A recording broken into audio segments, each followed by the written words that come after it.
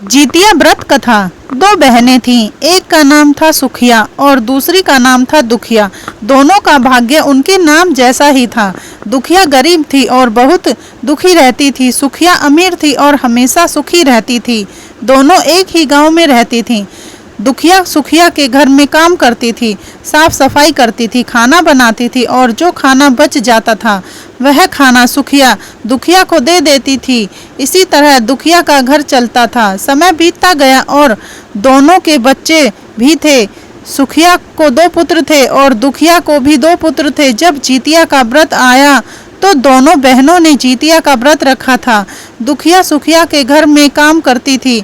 व्रत के दिन दुखिया ने सुखिया के घर जो चावल फटका, उससे जो खुर्दी निकला वह अपने लिए रख ली और साफ चावल सुखिया को दे दी। फिर साग को चुनी, बढ़िया वाला साग सुखिया के लिए रख दी और जो डंठल था वह अपने लिए रखी। अब दुखिया ने सुखिया के घर का सारा खाना बना दिया और अपने घर चावल की खुर्दी और साग की डंठल लेकर गई। बनाने के लिए खुर्दी का चावल और साग की डंठल बनाकर वह खाना अपने बच्चों को खिलाई और खुद भी खाई। उसके बाद दुखिया सोने चली गई। आधी रात में एक बूढ़ी औरत उसके घर पर आकर दरवाजा खटखटाती है तो दुखिया पूछती है, कौन है? तब बुढ़िया बोलती है, बेटा हम हैं। दुखिया ने उठकर फाटक खोला और पूछती है, अम्मा आपको क्या चाहिए? इतनी रात में आप यहाँ किस लिए आई हो? बुढ़िया बोलती है, बेटा मुझे बहुत भूख लगी है, कुछ खाने को दे दो। दुखिया उसे घर के अंदर ले आती है और कहती है, हम लोग बहुत गरीब हैं, आज मैंने खुर्दी का चावल और साग की डंठल बनाया है, क्या आप खाएंगी? तो बुढ़िया कहती है, हाँ क्यों नहीं खाएंगे, हमें बहुत भूख लगी है, हम वही खाएंगे। दुखिया अंदर जाकर खुर्दी का चावल और साग की डंठल लाती है और बुढ़िया को देती है खाने के लिए। बुढ़िया खाना खाने के बाद कहती है कि मुझे अच्छे से कुछ दिखाई नहीं देता, इतनी रात के अंधेरे में मैं अपने घर कैसे जाऊंगी? तो दुखिया कहती है, कोई बात नहीं, आप यहीं पर सो जाइए, सुबह अपने घर चले जाना। तो बूढ़ी औरत दुखिया के घर में ही सो जाती है। फिर थोड़ी देर बाद उठकर बुढ़िया बोलती है, बेटा मुझे दीर्घ शंका लगी है, कहाँ करूं? तो दुखिया कहती है, मेरे घर में बाथरूम नहीं है, इसलिए आप उधर कोने में कर लीजिए।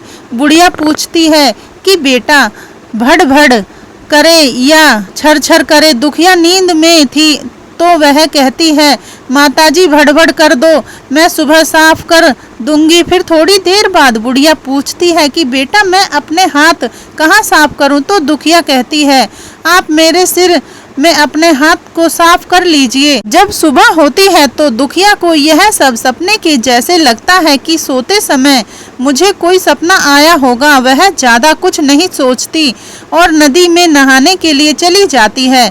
जब वह नदी में नहाती है और अपने बाल धोती है तो उसके बालों से होते हुए जो पानी बहता है वह सोने का पानी होता है। आसपास की सभी महिलाएं यह देखकर चकित हो जाती हैं और कहती हैं कि तुम्हारे बालों से तो सोने का पानी गिर रहा है, क्या बात है? फिर उसे रात की सारी बात याद आती है। वह दौड़कर अपने घर की ओर भागती है, यह सोचकर कि उसका घर दीर्घ शंका से गंदा हुआ होगा, पहले उसको साफ करना होगा।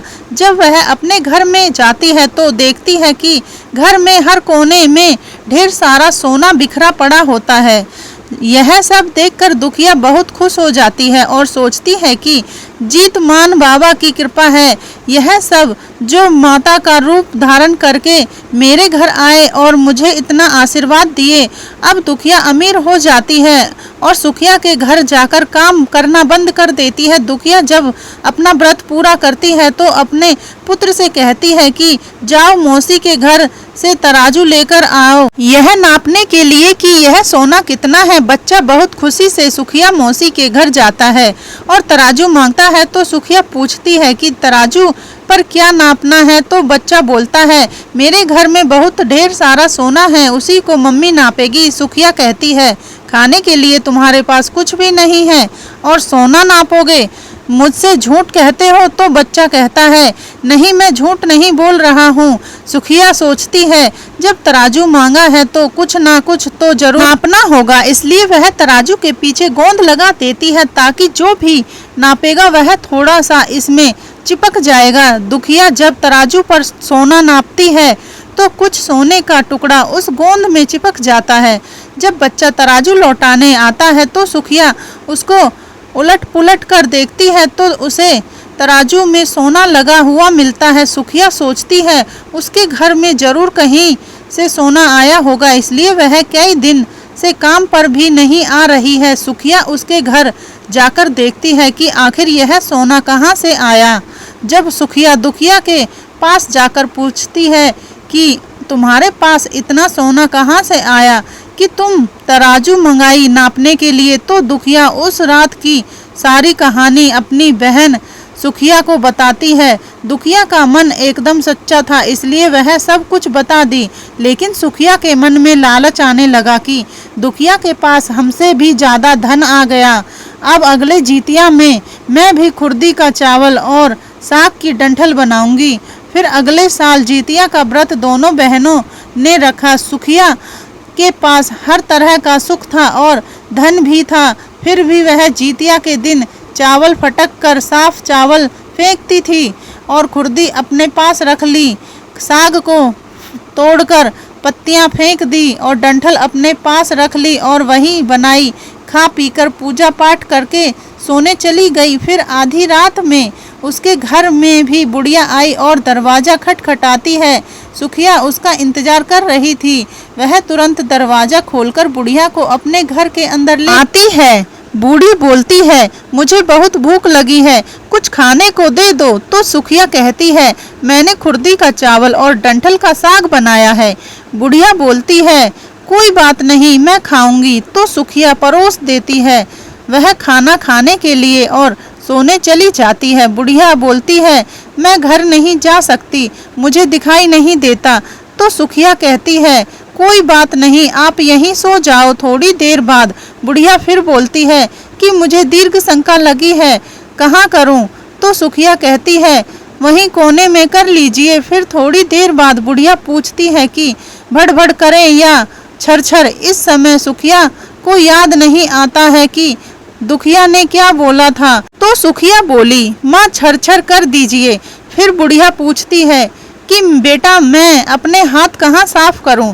सुखिया कहती है, मेरे सिर में साफ कर लीजिए। बुढ़िया अपना हाथ सुखिया के सर में साफ कर लेती है। जब सुखिया सुबह उठती है तो उसका पूरा घर गंदगी से भरा पड़ा होता है और उसके बाल में भी बहुत गंदगी लगी होती है। यह सब देखकर सुखिया बहुत दुखी हो जाती है और उसे बहुत गुस्सा भी आता है। वह अपनी बहन दुखिया को बुलाती है और उससे गुस्से में कहती है कि तुमने हमसे झूठ कहा और मेरा पूरा घर गंदा करवा दिया।